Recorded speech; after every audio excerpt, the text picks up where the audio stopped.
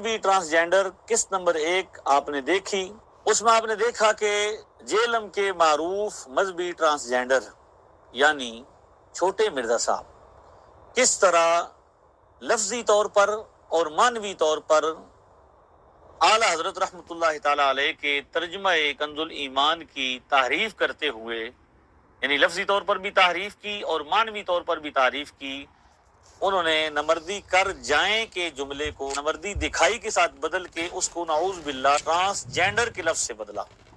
تو اس میں آپ نے دیکھ لیا کہ الحمدللہ ہم نے واضح طور پر ان کی جہالت کا پردہ چاک کیا اور کس طرح آپ کے سامنے یہ سارے باتیں واضح کی کہ اعلیٰ حضرت رحمۃ اللہ تعالی علیہ نے نمردی کر جائیں محاورے کو استعمال کیا، اور انہوں نے اس محاورے کو بدل کر اس میں نمردی دکھائی کے ساتھ بدل کر اس کا معنی بدلا اور پھر اعلیٰ حضرت پر ایک گھناؤنا الزام لگایا، جس کے جواب میں ہم نے ان کا جملہ ان کی طرف لوٹایا۔ جبکہ آپ یہ دیکھتے ہیں کہ نمردی کر جائیں کا جو جملہ ہے اردو محاورے کے اندر جنسی طور پر کمزور بندے کے لیے نہیں بولا جاتا، بلکہ یہ کم ہمتی اور کمزوری کے معنی میں وہ بولا جاتا ہے۔ اس پر چھوٹے مرزا صاحب کی جہالت کی انتہا دیکھیے کہ اردو زبان اور اردو محاورے سے جہالت کی بنا پر الٹا چور کوتوال کو ڈانٹے کی مثل اعلیٰ حضرت رحمۃ اللہ تعالی علیہ کو یہ الزام دے رہے ہیں کہ انہیں اردو زبان نہیں آتی تھی۔ ان کے اعلیٰ حضرت نے غزوہ بدر اور احد کے کانٹیکسٹ میں جو صحابہ کرام شروع میں ریلیکٹڈ تھے ان کے لیے لفظ ترجمے میں استعمال کیا ہے،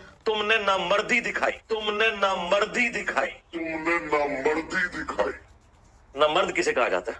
ٹرانسجینڈر کو، اس کو اردو نہیں آتی تھی۔ سامعین محترم، آپ نے دیکھا کہ چھوٹے مرزا صاحب اعلیٰ حضرت کو یہ الزام دے رہے ہیں کہ انہیں اردو زبان نہیں آتی تھی۔ آئیے دیکھتے ہیں کہ اعلیٰ حضرت کو اردو زبان اور اس کے محاورے سے آگاہی نہیں تھی، یا چھوٹے مرزا صاحب خود ہی جہاں بہت سارے معاملات میں ان پڑھ اور جاہل ہیں، وہاں اردو زبان اور اس کے محاورے سے بھی ان پڑھ اور جاہل ہیں۔ آئیے دیکھتے ہیں کہ اعلیٰ حضرت رحمۃ اللہ تعالی علیہ کے علاوہ بھی اس زمانے کے بر صغیر پاک و ہند کے ترجمہ کرنے والے جو علماء ہیں انہوں نے اس محاورے کا استعمال کیا ہے یا نہیں۔ پہلے نمبر پر شاہ ولی اللہ محدث دہلوی کے صاحبزادے شاہ عبد القادر محدث دہلوی، جو بر صغیر کے اولین ترجمہ کرنے والے لوگوں میں شامل ہیں۔ شاہ عبد القادر سورہ آل عمران کی آیت نمبر 122 کا ترجمہ کیا کر رہے ہیں؟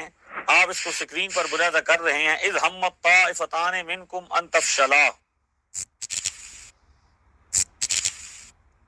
نمبر 2، شاہ ولی اللہ محدث دہلوی کے دوسرے صاحبزادے شاہ رفیع الدین صاحب اس آیت کریمہ کا کیا ترجمہ کر رہے ہیں، اس کو بھی آپ ملاحظہ فرمائیں۔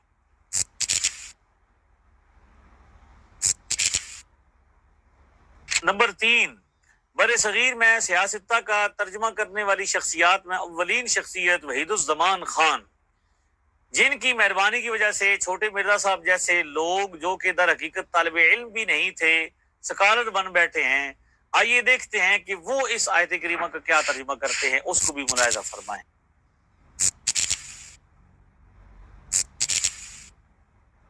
نمبر 4، مسلک دیوبند کے شیخ الہند محمود الحسن دیوبندی بھی اپنے ترجمہ قرآن میں جو ترجمہ اس آیت کریمہ کا ترجمہ کر رہے ہیں اس کو بھی ملاحظہ فرمائیں۔